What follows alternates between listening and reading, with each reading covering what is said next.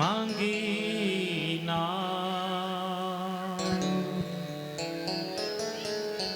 प्रभु श्री राम जी गंगा जी के किनारे पहुंचे, साथ में निषाद राज भी हैं और गंगा किनारे पर खड़े होकर के मांगी नाव मांगी नाव मांगी नाव न केवट आना कहीं तुम्हार मरमो में जाना कहीं तुम्हारे मरमो में जाना।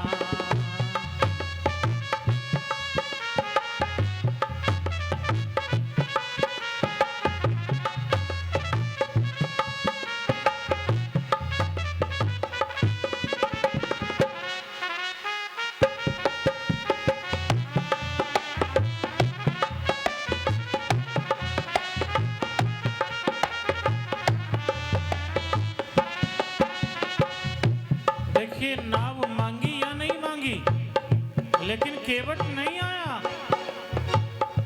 और केवट कहता है कहीं तुम्हार मरम में जाना, मैं तुम्हारे मरम को जानता हूं। तो देखिए अभी तक प्रभु के मरम को कोई नहीं जान पाया, तो ये केवट कैसे जानता है? मरम न जानो तीनों देवा, अनसुया पलना भई सेवा।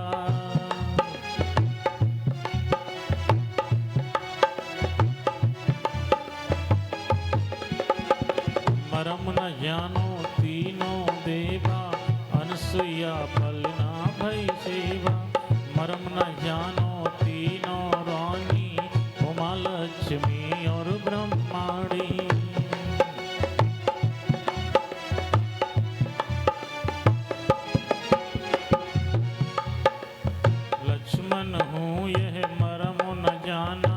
जो कछ चरित रचे भगवाना।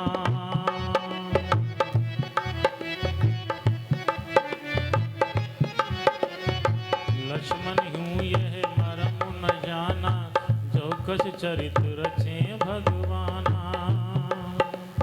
क्षण में सबहि मिले भगवाना, उमा मरम यह काहू न जाना।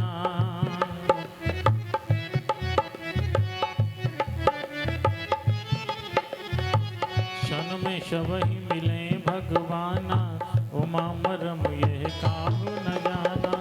उमा मरम यह काहू न जाना।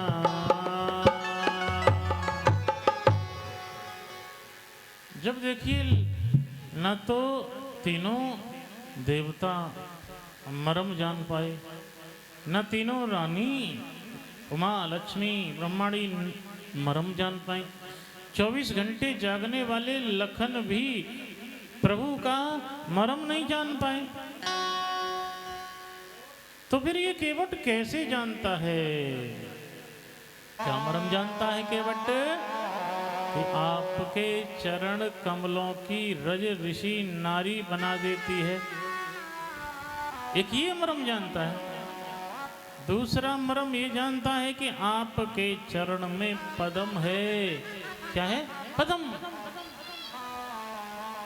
तीसरा मरम ये जानता है कि आपको तैरना नहीं आता, आपको केवल तारना आता है, तैरना नहीं आता, इसलिए नाव की तो जरूरत आपको पड़ेगी पड़ेगी। चौथा श्रवण कुमार की कथा से है कि श्रवण कुमार की कथा से क्या है कि केवट पहले वशिष्ठ जी के पुत्र वामदेव थे। तो एक दिन क्या हुआ कि दशरथ जी गुरुजी के आश्रम पहुंचे। जब गुरुजी के आश्रम पहुंचे हैं तो वहाँ गुरुजी नहीं थे, वहाँ गुरुजी के पुत्र वामदेव मिल जाते हैं। वामदेव ने पूछा, राजन आप बहुत उद्विग्न हो रहे हैं, आप बहुत परेशान लग रहे हैं, क्या कारण है? दशरथ जी कहते हैं, मेरे से पाप हो गया है। श्रवण कुमार के माता पिता उनके वियोग में मारे गए, मेरा तीर श्रवण कुमार को लग गया।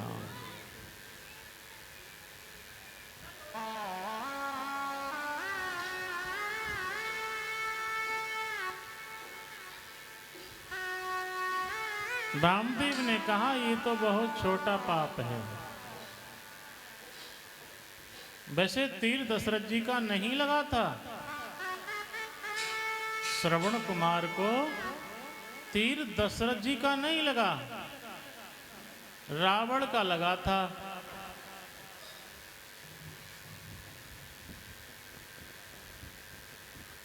लेकिन उसी समय तीर छोड़ा दशरथ जी ने भी था, क्योंकि रावण हमेशा दशरथ जी को मारने की योजना बनाता रहता था। आज गुप्तचरों के द्वारा उसे पता चल गया था कि महाराज दशरथ कहाँ हैं, जंगल में हैं। इसलिए उनको मारने के लिए रावण अपनी योजना बना के आया।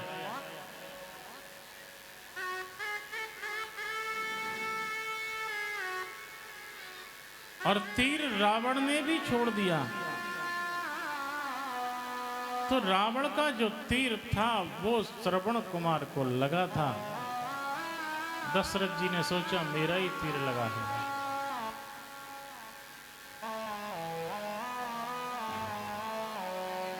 जबकि दशरथ जी का जो तीर लगा था वो उस लोटे पर लगा था जिससे शब्द आ रहा था, क्योंकि दशरथ जी ने शब्द वेदी बाण छोड़ा था। शब्द कहाँ से आ रहा था? पानी में से आ रहा था। गुड़र गुड़र की आवाज पानी में से आ रही थी।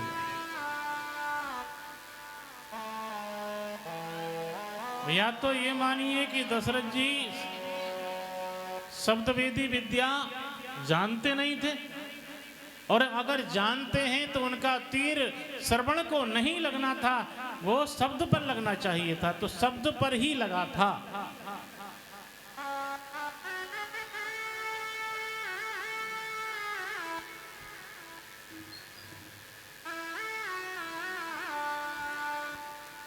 और दशरथ जी ने जाना कि मेरे बाण से श्रवण मारा गया, इसलिए माता पिता के पास आए श्रवण को लेकर के, और उनके माता पिता ने उन्हें श्राप दे दिया था।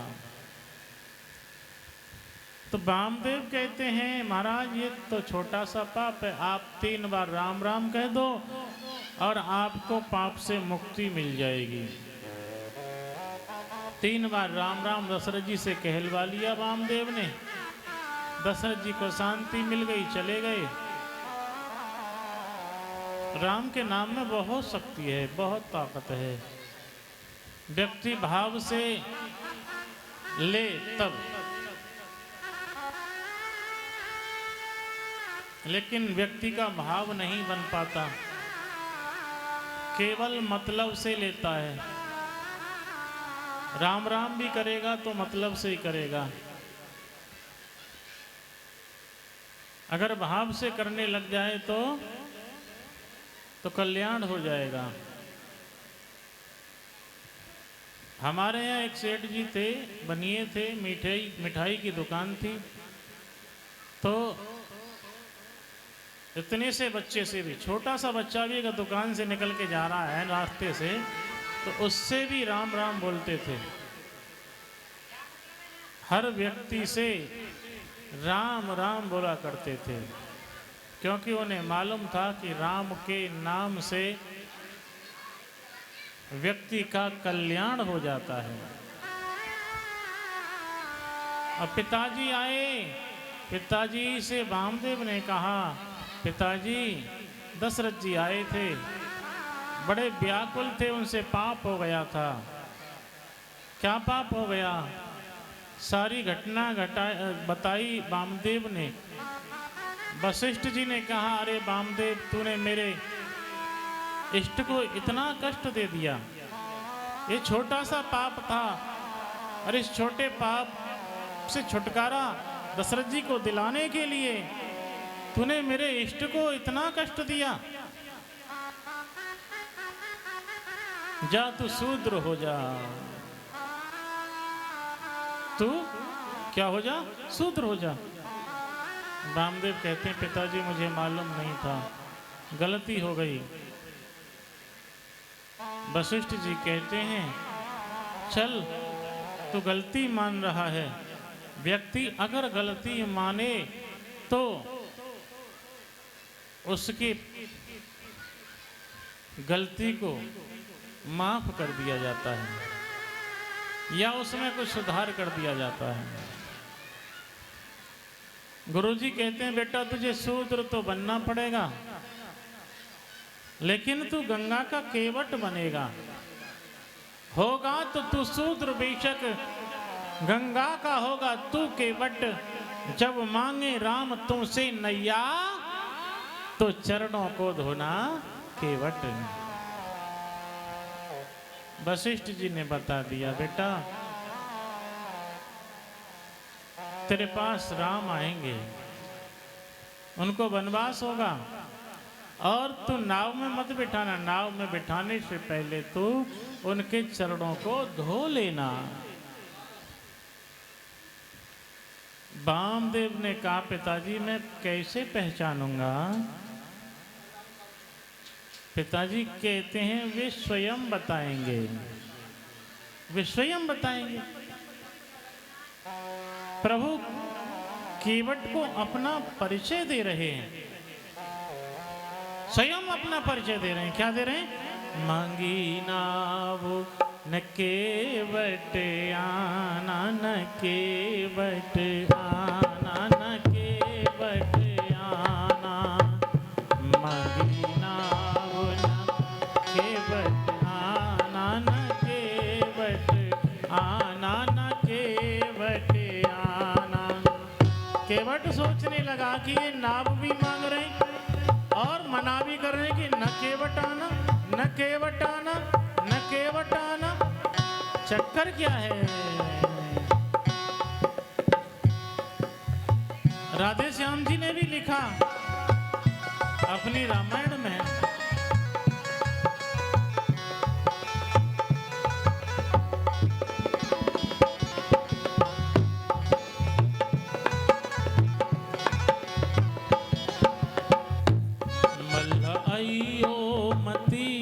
भूल जइयो मती, तेरी होगी गति, ये प्रभु के वचन। मल्हाइयो मती, भूल जइयो मती, तेरी होगी गति, ये प्रभु के वचन। मैंने अवतार भक्तों के हित को लिया, तू है मेरी शरण में हूँ तेरी शरण, तू है मेरी शरण में हूँ तेरी शरण। केवट सोचता है ये मना भी करें और मांग भी रहे, चक्कर क्या है? केवट सोचने लगा, ये मुसाफिर नहीं, ये साधु नहीं, ये मुसाफिर भी नहीं लग रहे, क्योंकि इन्होंने कपड़े महात्माओं जैसे पहन रखे, लेकिन ये महात्मा भी नहीं लग रहे, क्योंकि इनके कंधे पर धनुष बाण है। ये मुसाफिर नहीं और साधु नहीं, पूर्ण भगवान है, पूर्ण भगवान है। चरण रज से मुझे तो ऐसा लगता है ये भगवान भगवान ही है। चरण रज से अहिल्या शिला तर गई, चरण रज से अहिल्या शिला तर गई। चरण छू लूं तो हो जाए कल्याण है, चरण छू लूं तो हो जाए कल्याण है।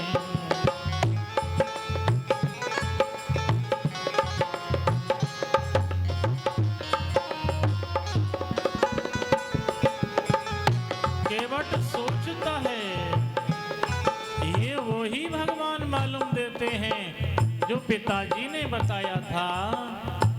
क्या सोचता है, प्रभु आपकी बात को मैं कैसे स्वीकार करूं, क्योंकि प्रभु आपके नाम के प्रभाव को नहीं जान पाया मैं तो। नाम प्रभाव जाने नहीं पाए, तब ही ये केवट तन पाए।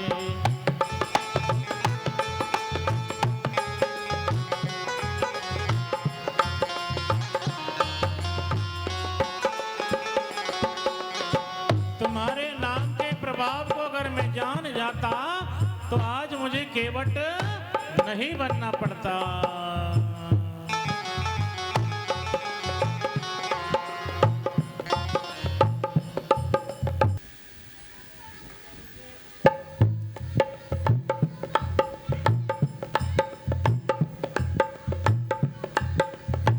पितु का बचन सहज जब माना, अब मेरा हुई है कल्याणा।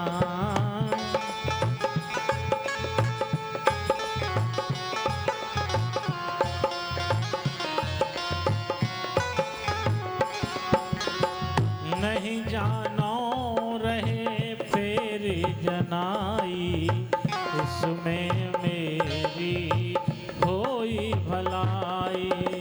कर्म किए होए दूर अज्ञाना, कहीं तुम्हारे मर्मों में जाना।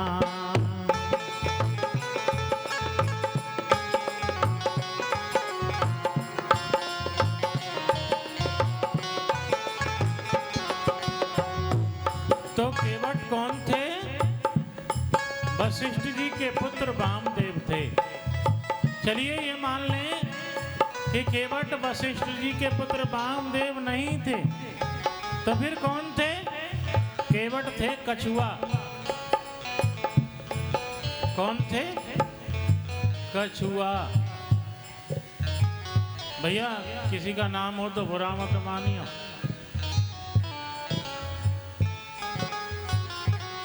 हाँ ऐसो जीमत में है गो। एक बार एक छोटे से व्यक्ति थे, उनको गांव के लोग कछुआ कह के चिढ़ाते थे।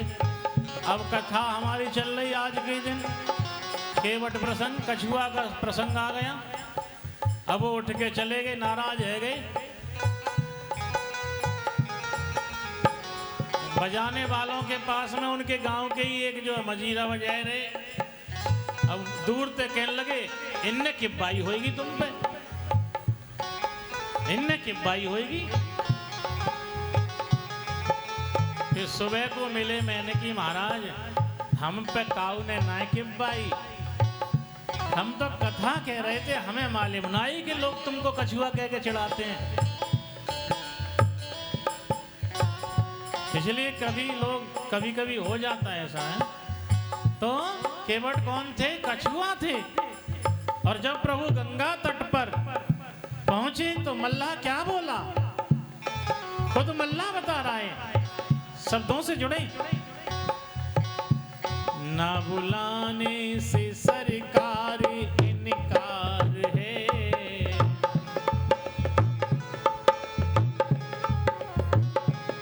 ना बुलाने से सरकार इनकार है।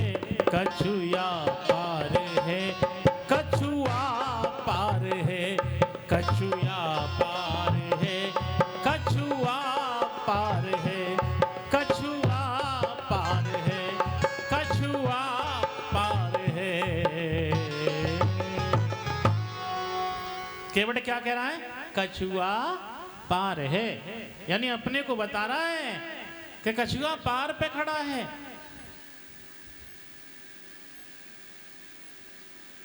तो कछुआ केवट बने हैं। एक दिन कछुआ की लालसा हुई कि चलो प्रभु के चरणों को छू लें। भगवान शेष सैया पर हैं, लक्ष्मी जी पैर दबा रही हैं।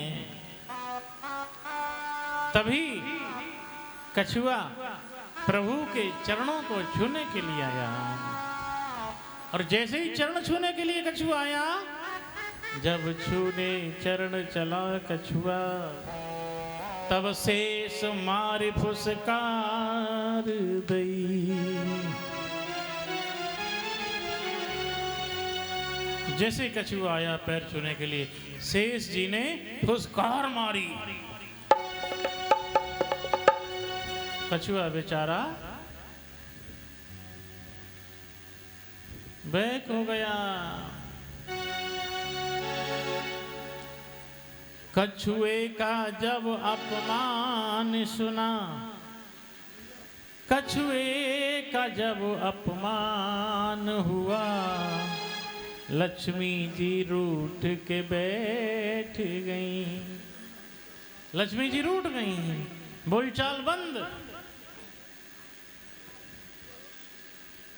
नहीं बोल रही हैं लक्ष्मी जी। और देखो भगवान बड़े सुंदर हैं। देखिए देवी जी रूठ जाएं तो मामला गड़बड़ है, घर के सारे काम धंधे चौपट हो जाते हैं एक देवी जी के रूठने से। और जिनकी देवी जी रूठी हो उन्हें पता है कि घर के सारे काम उस दिन लॉकडाउन से लग जाता है। न चूल्हे में आंच होए, न परात में आटे में पानी होए, बस एक काम तो है, जाते जाते देवी जी रूठ गई तो बर्तन की आवाज ने तेज आवे। बर्तन की आवाज जनक दुगुनी का चौगुनी है जाते, फिर तो समझ लो काऊ के घर में तो बर्तन की खटर पटर ने ज्यादा आ रही हो, समझ लो देवी जी को पारो चढ़ो भयो है। ये मुख्य पहचान है देवी जी के रूठने की। मुख्य पहचान यही है कि बर्तन ज्यादा जोड़ते बजेंगे।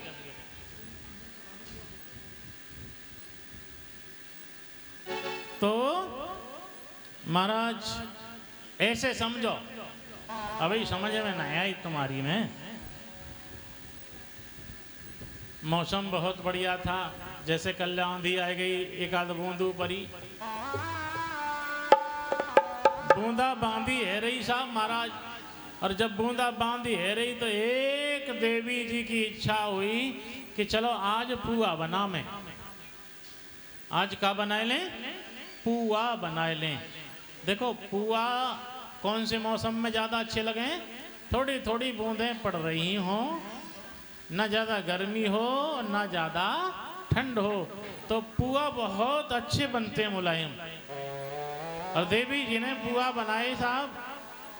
देखो पुआ बनाओ तो आटा भी पतला होना चाहिए तो पुआ मुलायम बनेंगे, और तुमने गाढ़ो गाढ़ो आटा ले लो तो फिर पुआ ना बनेंगे, फिर तो हैं पथरिया सी बन जाएंगी। इसलिए देवी जी ने पुआ बना के रख ले। और अब उनके पति भी आ गए, बोले पुआ बनाए हम भी खाएंगे। पुआ 11 बने थे। पत्नी बोली कोई बात ना है, 5 तुम खा लियो और 6 हम खा लेंगी। पति ने कही कि ना देखो हम तो तुम्हारे पति हैं, 6 हम खाएंगे। पत्नी बोली देखो जी हमने बहुत मेहनत की है, आग के सामने तपे हैं, 6 हम खाएंगे। पति बोला नहीं 6 हम खाएंगे। ऐसे ही दोनों में बहस होने लग गई। फिर दोनों ने सलाह भी कर ली, अच्छा चलो एक काम करो, जो जीत जाएगा वो 6 खाएगा और जो हार जाएगा वो 5 खाएगा। जीतने के लिए शर्त लगाई, शर्त लगा लो, क्या? मौन धारण कर लो, जो पहले बोलेगा वो हार जाएगा, तो बाकू 5 खाने पड़ेंगे। दोनों ने साहब शर्त शुरू कर दी, मौन धारण कर लो, कोई काउते नाए बोल लो, एक ने मोह पल्लंग कर लो, एक ने पल्लंग को कर लो, एक दूसरे की तरफ देखेंगे उन्हें, देखेंगे तो फिर हंसी आ सके। भैया पूरा दिन बीती गो, कोई काउते नाए बोलो, चूंकि बोलते हैं तो 5 खाने पड़ेंगे।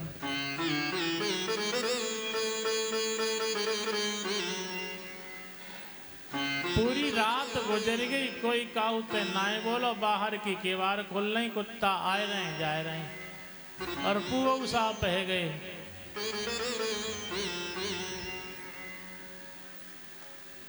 चूंकि दबे ढके ना आए, उन्होंने जब ही शर्त लगाई ली जो थाली में रखे और सोची उन्होंने कि शर्त जल्दी टूट जाएगी। भैया दूसरा दिन है गो 10 बज गए दूसरे दिन के, अड़ोसी पड़ोसी ने देखा कि कल से हमारे पड़ोसी दिखाई ना दे रहे, किवाड़ भी खुल रही है, कहीं जाते तो बाहर की कुंडी लगा के जाते, लेकिन कुत्ता आ रहे जा रहे चक्कर को आए। पड़ोस में 11 आदमी रहते थे और 11 आदमी एक साथ गए कि कोई गड़बड़ हो तो सब साथ तो हैं। पहुंच गए साहब, 11 आदमी ने देखी, भूख इतनी लगी हुई थी उनको कि उनका बीपी लो हो गया और धरती पे गिर पड़े दोनों। फिर भी कोई कहते ना बोलो, जो कि बोलते हैं तो 5 खाने पड़ेंगे। कम खाने को कोई तैयार ना है, कम खाने के लिए और गम खाने के लिए कोई तैयार नहीं है। जिसने कम खा लिया और गम खा लिया तब तो उसका जीवन सही रहता है। अब महाराज हुआ क्या, 11 आदमी ने जानी इनकी तो है गई राम राम सत्य। सबने मिलजुल के उनके लिए अर्थी तैयार की, अर्थी पे दोनों को लिटा लिया, तो कोई कहते ना बोल लो।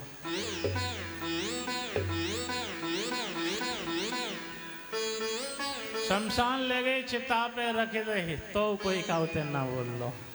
बोलते हैं तो 5 खाने पड़ेंगे ना। आग लगाई, जब आग लगाई नीचे ते थोड़ो सेक लगो तो बीपी थोड़ा हाई भयो।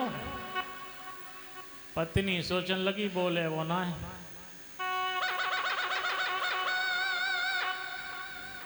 आग लगा के 11 आदमी गांव की तरफ बढ़े। पत्नी बोली सुनो जी, वो भी सावधान हो गया। हाँ कहो, के खड़े है जाओ, तुम खाइयो 6 मैं खाऊंगी 5। पत्नी ने कही कि मैं ही हार मान लूं। अब तो पति को सहारा मिल गो 6 खाए को। गांव की तरफ दोनों दौड़े, घर की तरफ, कुआं की तरफ, और हल्ला काटते जा रहे हैं। और आगे आगे वो 11 आदमी जा रहे हैं। तुम खाइयो 6 मैं खाऊंगी 5, तुम खाइयो 6 मैं खाऊंगी 5। 11 आदमी ने पीछे मुड़ के देखो चक्कर का है, और जैसे ही देखो कि वो ही दोनों आए रहे, 11 आदमी के पेट में पानी है गो, भूतरा बन गई ये तो। और भूतरा बन गए, ये तो हमें ही खाए भी कह रहे हैं, हमें ही तो 11 5 और 6 11। 11 आदमी गांव की तरफ भागने लगे और वो हल्ला काट काट के भाग रहे हैं। तुम खाइयो 6 मैं खाऊंगी 5, तुम खाइयो 6 मैं खाऊंगी 5। तो महाराज ऐसे ही देवी जी रूठ गई, बोलचाल बंद है। रूठने में फायदा नहीं होता, लड़ाई में फायदा नहीं है, झगड़े में कोई फायदा नहीं है ना।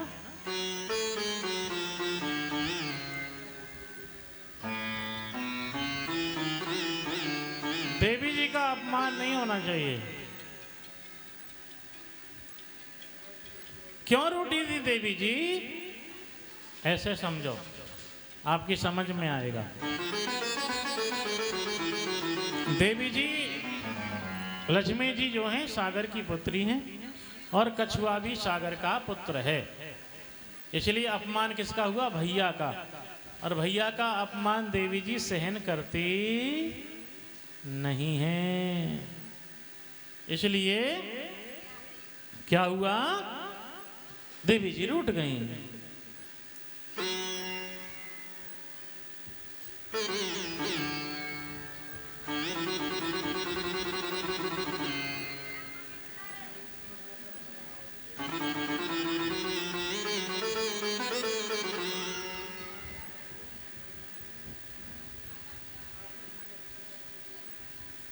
बोली गोविंद भगवान की जय हो। ऐसे समझो, बालक जो है बाहर थे दरवाजे पे, चबूतरा पे खेल रहे। वैसे अब चबूतरा सबके खत्म हो चुके हैं, सबने दीवार लगा लेंगे। क्योंकि हम तो बहुत गांवन में जामे कहीं चबूतरा दिखाई देते नहीं है। आपके यहाँ तो भी यहाँ जगह खाली है, चबूतरा जैसा ही है। बच्चों ने आवाज लगाई, मम्मी मम्मी मम्मी मम्मी, फूफा आए गए।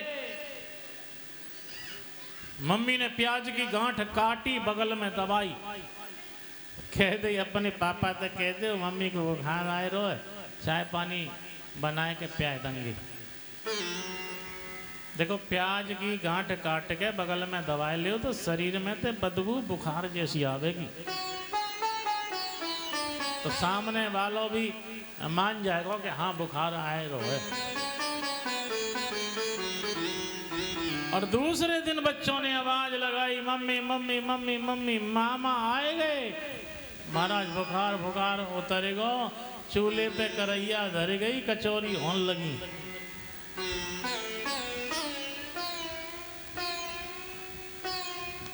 ऐसे ही लक्ष्मी जी रूठी हुई हैं क्योंकि भैया का अपमान हो गया। भैया का अपमान मत करना कभी भी देवी जी के का। नहीं, आपके लिए भी समझ लो रोटी मिलना मुश्किल हो जाएगी। भगवान कितने सुंदर है, प्रभु ने हाथ जोड़ लिए। भगवान हाथ जोड़े हुए खड़े हैं। देवी जी आप रूठो मत, प्रभु बार ही बार मनाए रहे, कछु तो तुम प्राण प्रिय बोलो, ऐसी क्या गलती बतलाओ, अपने मन की घुंडी खोलो। हमारी ऐसी क्या गलती हो गई? और गलती हो गई तो अब क्षमा कीजिए ना। लक्ष्मी जी ने कहा, मैं जानती हूं आपके लिए, मैं समझ गई त्यारे मन की, दीनों को देख न सकते हो, वैसे तो करुणा के सागर दुनिया के मालिक बनते हो। मैं जान गई आपके लिए, नाम है आपका करुणा के सागर, दीन दयाल, ये सब आपके ही तो नाम है।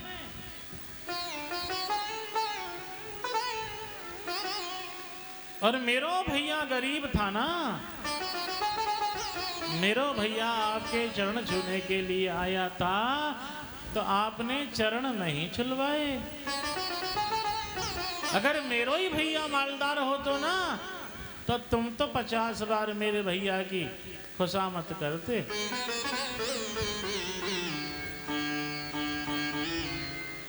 तुरंत प्रभु ने अपनी गलती मानी। देवी मेरी गलती है। देखिए घर में झगड़ा हो जाए तो गलती मान लो, अरे नहीं है गलती फिर भी मान लो, कोई बात नहीं, झगड़ा तो शांत हो जाएगा। भगवान बन के देखो ना, भगवान की कोई गलती नहीं है कि है गलती कोई? भाई विष्णु जी की तो कोई गलती है ही नहीं। भाई फुसकार मारी तो शेष ने, प्रभु ने तो कुछ कहा ही नहीं था। रूठ गई लक्ष्मी जी, विष्णु जी का तो कोई दोष ही नहीं है, वो तो सो रहे थे। लेकिन फिर भी देवी जी ने सारी गलती उन्हीं के माथे मढ़ दी।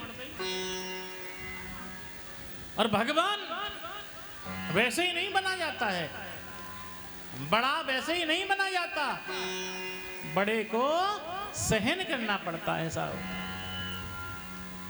आप घर में बड़े हैं, सभी भाइयों में कोई भाई बड़े होते हैं तो बड़े भाई को बहुत सहन करना पड़ता है, बहुत सहन करना पड़ता है बड़े भाई के लिए, तभी बड़ा बना जाता है। छोटे गलती कर देते हैं, बड़ा भाई ही सुलह करता है।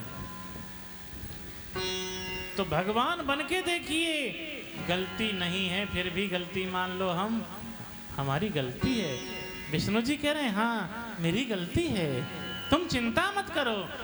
देवी जी तुम रूठो मत, खुश हो जाओ। रूठो न इसे दर्शन देंगे और मनमानी इसकी कर देंगे। पग छूने की तो बात है क्या, हम चरणों को धुलवा लेंगे। तुम तो पग छूने की बात कर रही हो ना, हम चरणों को धुलवाएंगे, ये वचन देते हैं हम। ऐसे हैं भगवान, बन के देखो भगवान। अब बाबा तुलसी भी लिख रहे हैं, ये नहीं कि मैं अपनी बनी हुई बात कह रहा हूं, बाबा तुलसी स्वयं चौपाई में लिख रहे हैं।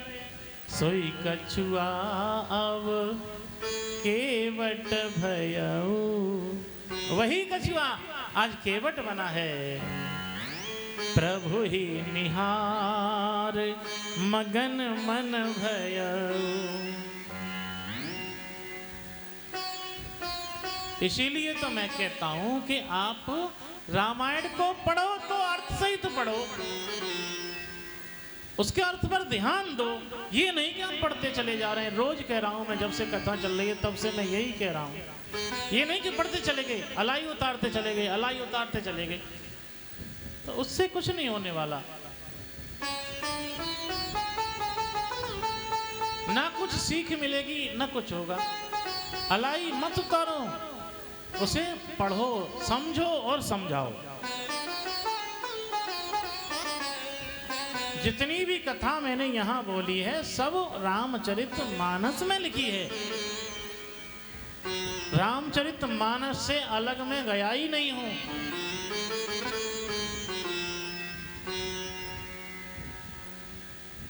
क्योंकि कहीं कहीं छेपक हैं, और छेपकों में क्या होता है, छिपी हुई कथा होती है। और छेपक को कोई पढ़ता नहीं। अब तो सबके पास बिना छेपक वाली रामायण हैं, छेपक वाली कोई लाता नहीं। अब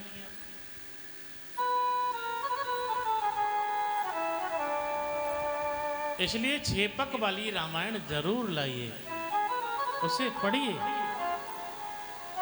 उसमें सारा रहस्य खोला है।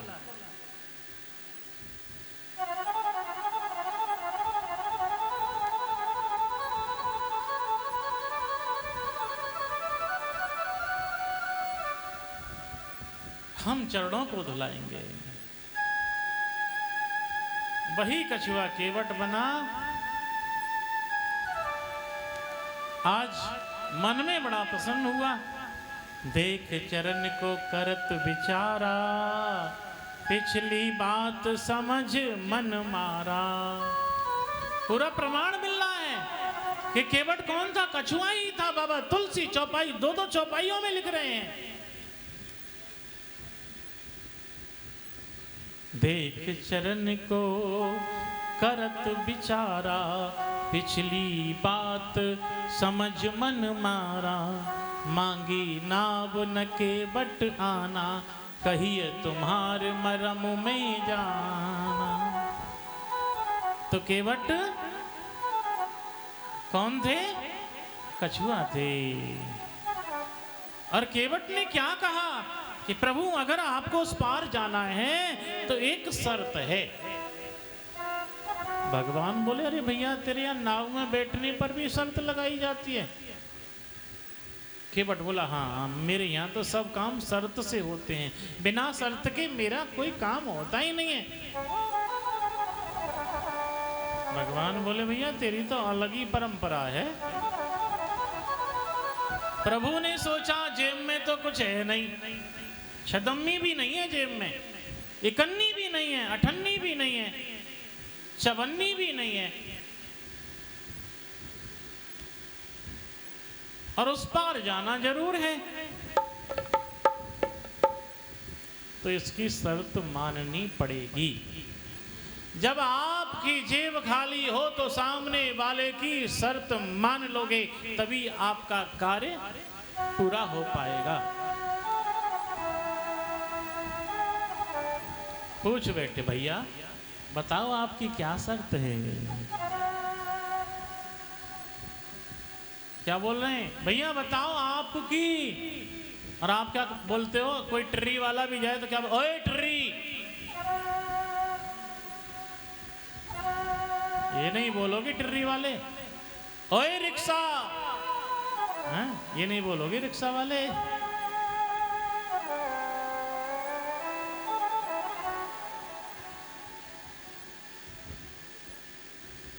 आप सम्मान देंगे तो सामने से भी सम्मान मिलेगा। भगवान क्या बोले,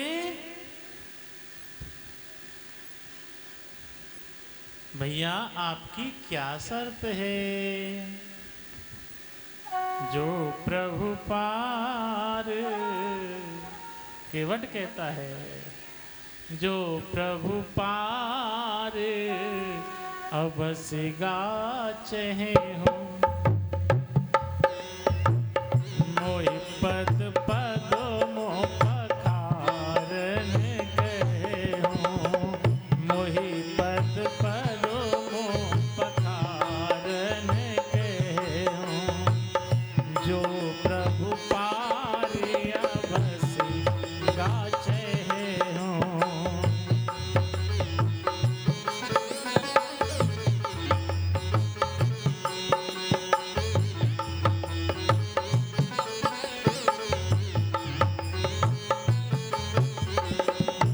कहता है कि प्रभु अगर आपको उस पार जाना है तो मेरे को आप अपने चरणों की सेवा दीजिए। पहले चरण धुला लो अबुधेश के बिहारी। राम जी ने कहा भैया हमारे पैरों में तुझे गंदगी दिखाई दे रही है क्या। केवट बोला प्रभु आप भी इतने भले आदमी नहीं हो। अगर आप मैले कुचैले को स्वीकार करते तो प्रभु मैं केवट थोड़ी बनता। प्रभु आप स्वयं कहते हो, आपकी स्वयं बात है क्या। भगवान स्वयं कहते हैं निर्मल मन जन सोई मोहि पावा।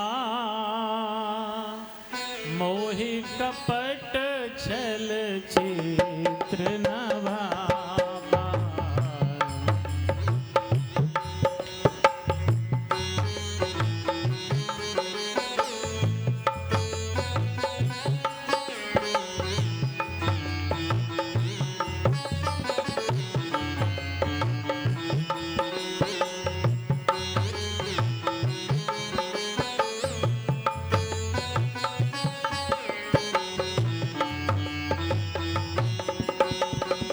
निर्मल मन जन सोई मोहि पावा। मोहि कपट छल चित्र न भावा।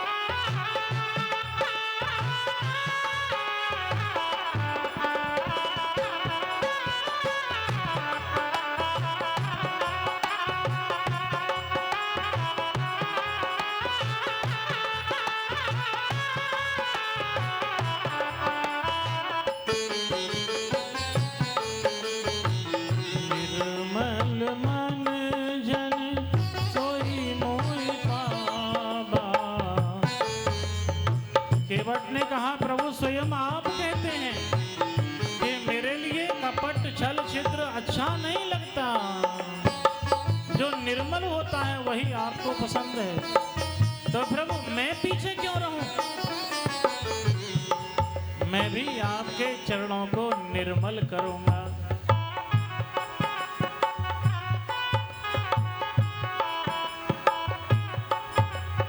और महाराज अगर आप चरणों की सेवा नहीं दोगे ना, तब तक मैं आपको नाव में नहीं चढ़ाऊंगा।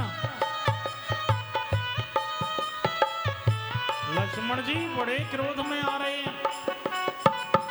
लक्ष्मण जी ने सोचा अगर मेरी बारी होती ना, अब तक तो ये 10 बार इधर उधर कर देता। ये तो भैया है ना, कुछ कह ही नहीं रहे, खुशामद कर रहे हैं। बहुत देर हो गई। लक्ष्मण जी का हाथ पीछे को गया, किसको, तीर निकालने के लिए। बर तीर मारो लखन पे, जब लगे न पाए पखारी हो। कह रहा है केवट देखो सुनो,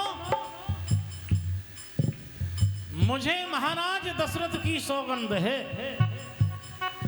जब तक आप चरणों को नहीं धुलवाएंगे तब तक मैं पार करने वाला नहीं हूं। बेशक आप मुझे मरवा दो, तब लगे न तुलसीदास नाथ, कृपाल पार उतारी हो। महाराज नहीं उतारूंगा पार। और सुनो, मरवा रहे हो तो मरवा दो, फिर तुम पे जवाब पैदा होएगा ना है। जमाना पूछेगा कि केवट को क्यों मरवा दिया, आपको यही कहना पड़ेगा कि पैर धो रहा था। जवाब नहीं होगा पैदा आपका।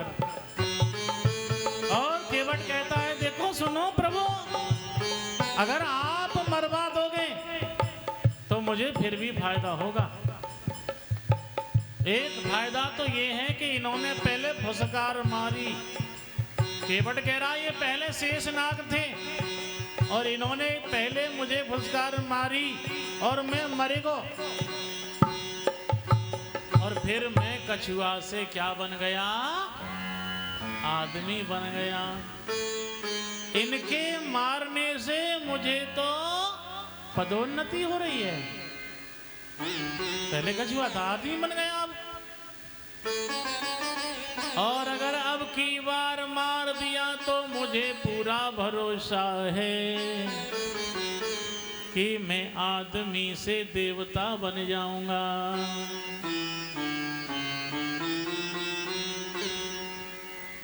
केवट बड़ा मार्मिक बात कह रहा है। और महाराज और भी मुझे फायदा है, क्योंकि गंगा का तट है, अगर मैं यहां मर गया तो सीधा कल्याण हो जाएगा, सीधा मुझे मोक्ष मिलेगा। और भी फायदे हैं मुझे। आपने मुझे मार दिया, मेरे गांव वाले आएंगे, कहेंगे मार दिया है तो थोड़ी देर और रुक जाओ, अंतिम क्रिया करवाए के ही जाइयो। महाराज आपको रुकना पड़ेगा मेरी अंतिम क्रिया तक। और प्रभु जब मेरी अंतिम क्रिया में आप चलोगे ना साथ में, लोग कहेंगे मार तो गयो, अब नेक कंधा लगाए दो। प्रभु आपको कंधा लगाना पड़ेगा। प्रभु आपके मारने से मुझे तो फायदा ही फायदा है।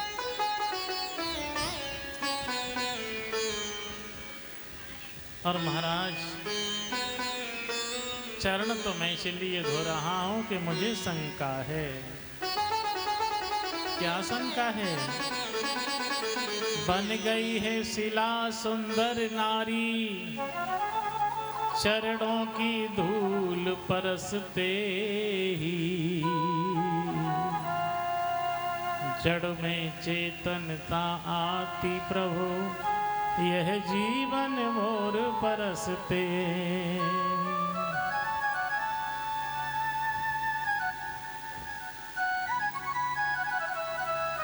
केवट कहता है मेरी छोटी सी नाव